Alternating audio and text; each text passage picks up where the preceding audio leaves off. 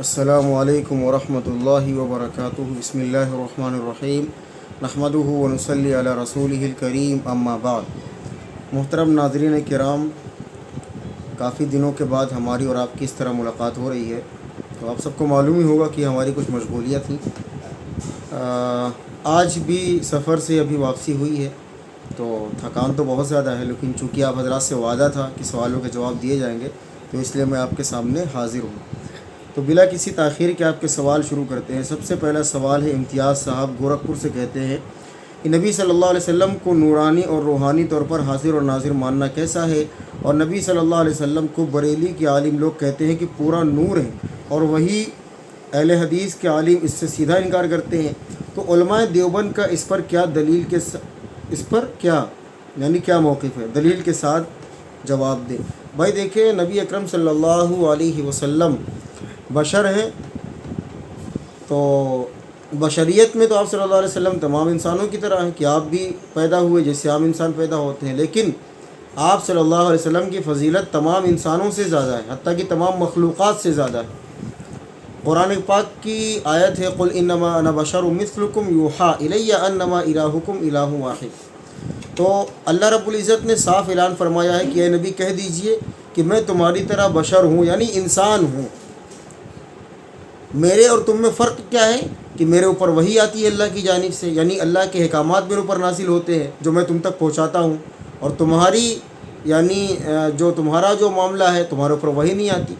تو نبی پاک صلی اللہ علیہ وسلم بشریت کے معاملے میں انسانوں کی طرح، لیکن آپ کی فضیلت جو ہے وہ تمام انسانوں سے زیادہ ہے۔ نبی اکرم صلی اللہ علیہ وسلم نور ہیں، تو یہاں نور سے مراد کیا ہے کہ کیا یعنی ایک ایسا نور جیسے سورج کی روشنی ہوتی ہے، سورج کے یا چاند کی روشنی ہوتی ہے، یا آگ کے اندر روشنی ہوتی ہے، یا دیگر جو نور ہوتے ہیں، نور یعنی روشنی، تو دیگر جو روشنیاں ہوتی ہیں تو وہ تو انسان نہیں ہے، وہ ایک نور یعنی روشنی، وہ ایک الگ مخلوق ہے۔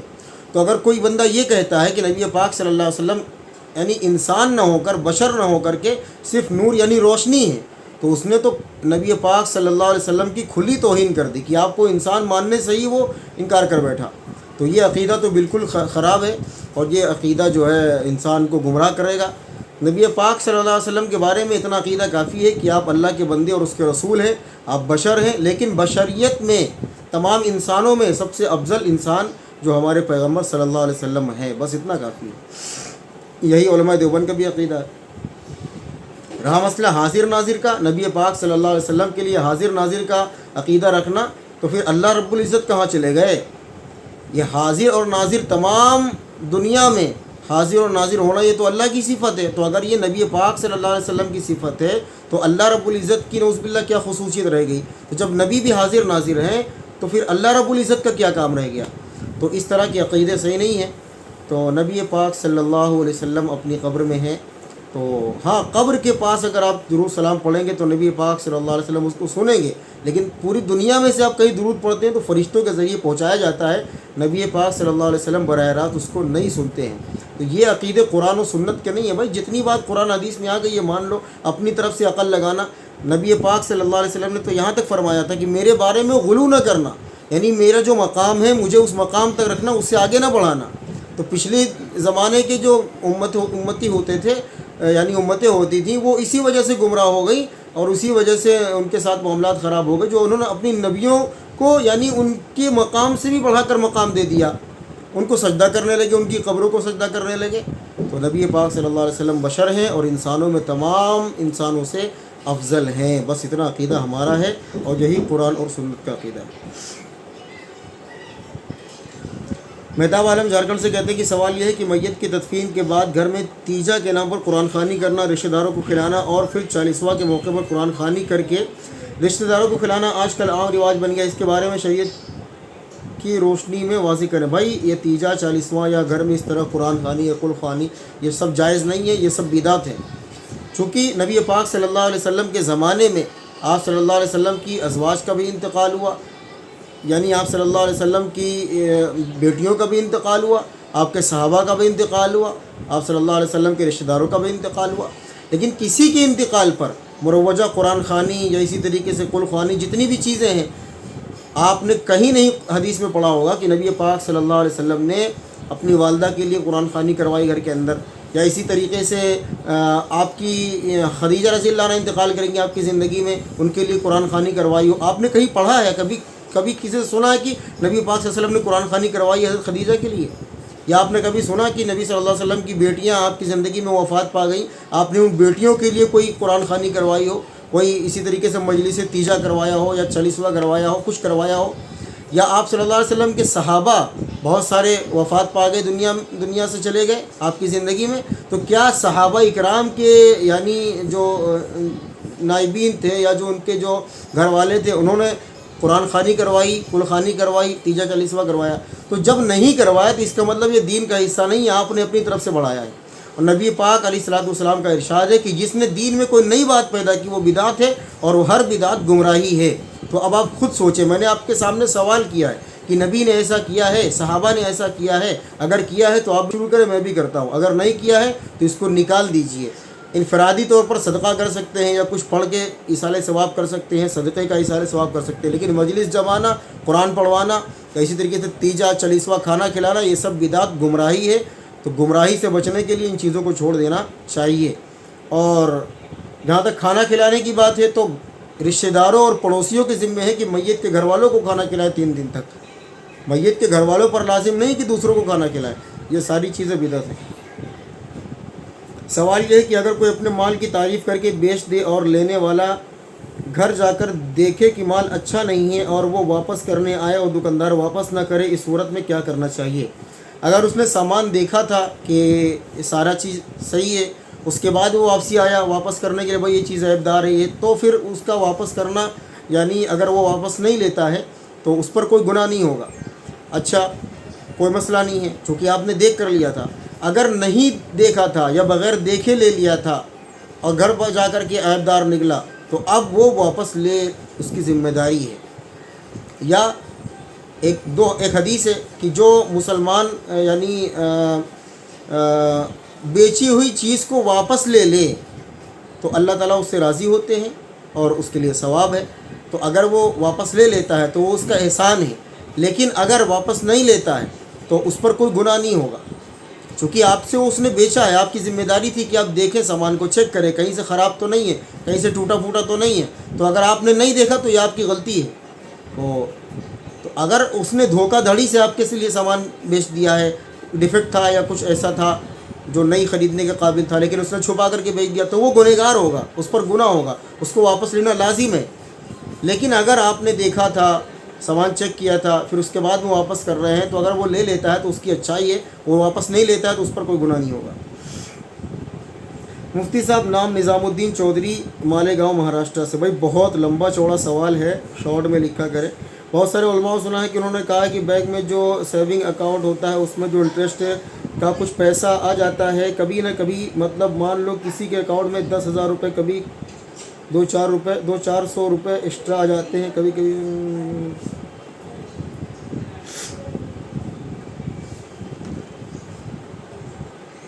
سوال کرنے کا مقصد یہ کہ جو سیونگ اکاؤنٹ میں جو انٹرسٹ آتا ہے وہ حرام ہے یا حلال ہے؟ تو اس پر سیدھا جواب چاہتے ہیں کہ حرام ہے تو کیسے حرام ہے، حلال ہے تو کیسے حلال ہے. اب یہ لکھا کہ کچھ لوگوں نے کہا کہ حلال ہے، کچھ لوگوں نے کہا کہ یہ مسلم وغیرہ، یہ ساری باتیں. دیکھو میں آپ کو ایک اصول بتا دیتا ہوں، اس میں آپ کے سارے سوال کا جواب مل جائے گا. اب اتنا لمبا میسج ہے تو پڑھنے سے تو میں قاصر ہوں، لیکن آپ کو میں ایک اصول سمجھا دیتا ہوں. دیکھیں، بینک میں جو آپ پیسے دیتے ہیں تو یہ قرض کی مانند ہے، یعنی آپ نے بینک کو قرض دیا ہے تو قرض میں سے بڑھا کر کے لینا، یہی تو سود ہے. اسی پر تو قرآن اور حدیث میں لعنت کی گئی ہے. قرآن میں لعنت کی گئی ہے کہ تم سود کو چھوڑ دو، اور اگر تم سود کو نہیں چھوڑتے تو اللہ اس کے رسول سے جنگ کرتے ہو. حدیث میں آیا ہے کہ اللہ نے لعنت فرمائی ہے سود لینے والے پر، دینے والے پر، لکھنے والے پر، گواہ بننے والے پر. تو یہ ساری چیزیں ہیں کہ سود کا یعنی لین دین یہ قطعاً حرام ہے. انسان اگر سود کا لین دین کرتا ہے تو نہ اس کے گھر کا پانی پینا جائز ہے، نہ کھانا کھانا جائز ہے. اور ایسا انسان لعنتی ہے، اس پر لعنتیں برستی ہیں دنیا اور آخرت کی. اللہ، اس کے رسول کی لعنتیں، تمام مخلوقات کی لعنتیں برستی ہیں. سود کیا ہے؟ یعنی مال کے عوض میں پیسے بڑھا کر کے لینا. میں نے آپ کو 10,000 روپے دیے، اب میں آپ سے 10,500 روپے وصول کر رہا ہوں، تو یہ جو 500 روپے ہیں یہ سود ہے، یہ حرام ہے، ناجائز، جو انٹرسٹ ہے آپ کہتے ہیں جس کو. تو بینک میں اگر آپ کے 10,000 روپے جمع ہیں تو گویا آپ نے بینک کو قرض دیا ہے. تو اب جب بینک آپ کو دے گی تو پورے 10,000 دے گی، 10,500 روپے نہیں دے گی، یہ حرام ہے. تو اسی کو سود کہتے ہیں. تو اس کی کوئی جائز ہونے کی شکل نہیں ہے جو آپ نے لکھی ہے کہ یہ شکل وہ شکل. کوئی شکل نہیں ہے جائز ہونے کی، آپ کے لیے استعمال جائز ہی نہیں ہے اس کا. تو اگر آپ کے پاس آ جاتے ہیں وہ پیسے تو آپ بلا ثواب کی نیت کسی غریب کو مسکین کو دے دیں، آپ جان چھوڑائیں اس سے، آپ کے لیے وہ جائز نہیں ہے. تو آپ نے جو تعویلات لکھی ہیں کوئی تعویل نہیں ہے، کوئی ایس بی آئی ہو یا کوئی بھی بینک ہو پیسے بڑھا کر کے دے رہی تو وہ سود ہے، وہ لینا جائز نہیں ہے.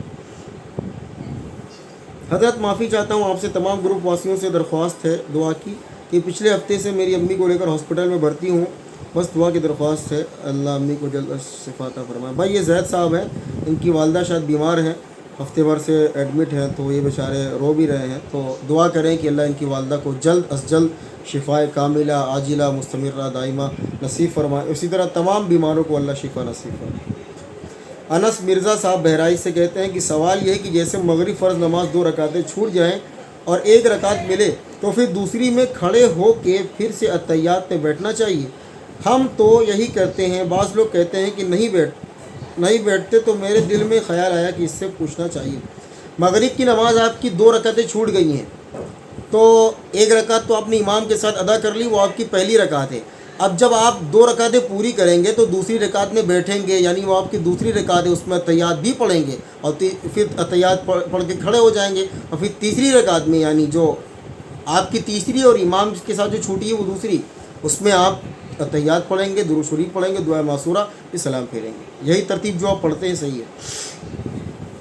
ببلو صاحب لکھیم پور سے کہتے ہیں کہ سوال یہ ہے کہ فیملی پلاننگ کو لے کر حضرت فرسٹ بیبی کتنے ایئر کا ہو تو دوسرے بچے میں پلاننگ بہت ساری میڈیسن اور وغیرہ اس کا یوز کرنا کیسا ہے، مہیلاؤں کا کچھ سمسیا ہوتا ہے، اس کے کارن ڈاکٹر کافی ٹائم تک برتھ کنٹرول کرنے کے لیے بولتا ہے، تو کیا کچھ ڈیوائس وغیرہ اس کرنے کا. دیکھیں اللہ تعالیٰ نے بلا وجہ یعنی اولاد کو روکنے یا اسی طریقے سے پیٹ کے اندر سے ختم کروانے کو یہ حرام کہا ہے. قرآن پاک میں اس کی مناہی ہے، احادیث میں بھی ہے. تو عام حالتوں میں تو جائز نہیں ہے اولاد کو روکنا یا اسی طریقے سے اس کو ختم کروانا. شدید مجبوری میں جائز ہے. وہ ڈاکٹر جو ماہر ہوتے ہیں وہ بتاتے ہیں کہ بھائی ابھی بچہ آپ کا جو ہوا ہے اس کے بعد اگر آپ یعنی آپ کی بیوی حمل سے ہوگی تو اس کی جان کو خطرہ ہوگا یا بچے کی جان کو خطرہ ہوگا یا اس کی طبیعت شدید بگڑ جائے گی. تو ان صورتوں میں یا اسی طریقے سے اور بھی چند صورتیں ہیں کہ پہلا بچہ اتنا چھوٹا ہو کہ اگر دوسرا آ گیا تو یعنی دونوں کی پرورش ممکن نہیں ہو سکے گی، اور اسی طریقے سے اور بھی کئی چیزیں ہیں. شدید مجبوری میں کہ جب بچے کی جان کو خطرہ ہو یا بیوی کی جان کو خطرہ ہو تو ایسی صورت میں یعنی اس کو روکنا یا حمل کو ساقط کروانا یہ بہت شدید مجبوری میں جائز ہے، وہ بھی 4 ماہ سے پہلے. اس کے بعد اگر 4 ماہ پورے ہو گئے حمل کے تو اس کے بعد کتنی بھی مجبوری ہو آپ اس کو ختم نہیں کروا سکتے، یہ بہت بڑا گناہ ہے. تو بہت مجبوری ہو. باقی جو آپ نے یہ چیزیں لکھی ہیں جو اسباب ہوتے ہیں روکنے کے، تو دیکھیں جتنی روحیں عالم ارواح میں موجود ہیں وہ دنیا میں آ کر کے رہیں گی. صحابہ نے آپ صلی اللہ علیہ وسلم سے پوچھا تھا اس طرح کا مسئلہ، تو آپ صلی اللہ علیہ وسلم نے فرمایا تھا کہ ہر یعنی اس سے بچہ پیدا نہیں ہوتا، لیکن جب اللہ تعالیٰ مقدر میں لکھتا ہے کہ پیدا کرنا ہے تو کوئی روک نہیں سکتا اس کو. تو شدید مجبوری میں تو جائز ہے، بلا وجہ جائز نہیں ہے. خاص طور پر جو آج کل یہ چل رہا ہے کہ زیادہ بچے ہوں گے تو کھائیں گے کہاں سے، یہ عقیدہ کفر کا ہے. تو اگر یہ باتیں ہوتی ہیں کہ بچے زیادہ ہوں گے تو کیسے کھائیں گے، تو بھائی روزی کا ذمہ تو اللہ نے لیا ہے، آپ نے نہیں لیا ہے، تو یہ تو کفر کا عقیدہ ہے. تو اس طرح روکنا تو یہ بہت بڑی لعنت ہے، بہت بڑا گناہ ہے، بہت بڑی لعنت بھی ہے، اور یہ اللہ کی ذات سے بغاوت ہے. اللہ نے کہہ دیا ہے کہ ہم نے تمام انسانوں کا، جانوروں کا، چوپایوں کا اور تمام مخلوقات کا رزق اپنے ذمے لیا ہے. تو پھر اب یہ کہنا کہ جو ہے کیسے کھائیں گے، تو یہ تو کفر ہو جائے گا. شدید مجبوری ہے تو پھر وہ جائز ہے. کچھ چیزیں ہیں جو اسباب روکنے کے ہیں تو اس کو بھی استعمال کر سکتے ہیں، لیکن شدید مجبوری میں. باقی اولاد روکنے کا من بنا لینا یا فقر کے ڈر سے اولاد کو ختم کروا دینا، قتل کروا دینا یا اس کو روک دینا، یہ بہت بڑا گناہ ہے. تو شیطان تمہیں فاقے سے ڈراتا ہے، فقر و فاقے سے، اور تمہیں نافرمانی پر آمادہ کرتا ہے. یعدکم الفقر ویامرکم بالفحشاء، تمہیں بے حیائی کا اور بری بات کا حکم کرتا ہے اور تمہیں فقر و فاقے سے ڈراتا ہے. تو بس روزی کا ذمہ اللہ نے لے رکھا ہے. تو آپ بس یہ کریں کہ جو شرائط ہیں یعنی جو جس میں جائز ہے یعنی اولاد روکنا یا حمل کو یا ساقط کروانا، تو وہ صورتیں تو الگ ہیں. باقی حالتوں میں تو پھر یہ جائز نہیں. اور اللہ نے جب مقدر میں لکھا ہے آپ کی اولاد تو وہ تو ہو کے رہے گی نا. جس کی روح بن چکی ہے وہ تو آپ کے حصے میں آئے گی، تو آپ اس کو کیسے روک سکتے ہیں. باقی یہ مسئلہ تھوڑا تفصیلی ہے، میں انشاءاللہ اور بعد میں اس کو ڈیٹیل سے سمجھاؤں گا. عمران صاحب بجنور سے کہتے ہیں کہ سوال یہ ہے کہ جیسے ہم ورک آؤٹ کرنے کے لیے جم میں جاتے ہیں، وہاں سانگ چلتے ہیں جبکہ ہمارا ان میں کوئی انٹرسٹ نہیں ہوتا، کیا اس میں ہم گنہگار ہوں گے؟ دیکھیں سانگ اگر اس میں چلتا ہے تو آپ ان سے منع کریں کہ بھائی دیکھیں یہ جو گانے آپ چلا رہے ہیں یہ جائز نہیں ہے. تو آپ ایک دو بار منع کر دیں، چونکہ آپ کا حق ادا ہو جائے نا کہ من رأى منکم منکرا فلیغیرہ بیدہ وإن لم یستطع فبلسانہ وإن لم یستطع فبقلبہ. تو پہلا یہ ہے کہ کوئی برائی دیکھو کو ہاتھ سے اس کو روک دو. اگر ہاتھ سے روکنے کی طاقت نہیں تو زبان سے اس کو روکو، زبان سے اس کو منع کرو. زبان سے روکنے کی طاقت نہیں تو دل میں برا سمجھو. تو اگر کہیں ایسا جم کلب ہے جہاں پر گانے نہیں بجائے جاتے وہاں چلے جائیں. اگر گانے ہی بجائے جاتے، ورک آؤٹ بھی ضروری ہے، تو ایک شکل یہ ہو سکتی ہے کہ آپ اپنا وہ بلوٹوتھ لگا لیں، لیڈ لگا لیں، ایئر بڈ لگا لیں، اس میں نعت یا کچھ بھی آپ نشید وغیرہ سن سکتے ہیں. اور اگر نہیں ہے، نہیں کچھ بھی ہے، تو آپ اس کی طرف دھیان نہ دیں، آپ اپنا ورک آؤٹ کرتے رہیں تو انشاءاللہ تعالیٰ گناہ نہیں پڑے گا، میرا جہاں تک خیال ہے. باقی کسی اور عالم سے بھی یہ مسئلہ پوچھ لیں، میں نہیں کہتا کہ میری بات پر ہی آنکھ بند کر کے یقین کریں. تو بس یہ ہے کہ مجبوریاں آج کل کتنی زیادہ ہیں. ہم خود جاتے تھے تو پھر یہی ہوتا تھا کہ گانے بج رہے ہوتے تھے تو ہم اپنا لگا لیتے تھے ایئر فون، ہم کچھ نعت لگا لیا یا ہم نے کوئی ایسی نشید لگا لی یا کوئی ایسی بغیر میوزک کی کوئی ایسے نظم لگا لی تو وہ سن لیا کرتے تھے. نہیں ہوتا تھا تو بھائی اپنے کام میں مست رہتے تھے، وہ کیا بج رہا ہمیں کیا مطلب ہے. تو کوشش کریں اوائڈ کریں اس کو آپ، تو انشاءاللہ تعالی گناہ نہیں پڑے گا. اللہ اعلم بالصواب. السلام علیکم ورحمۃ اللہ وبرکاتہ.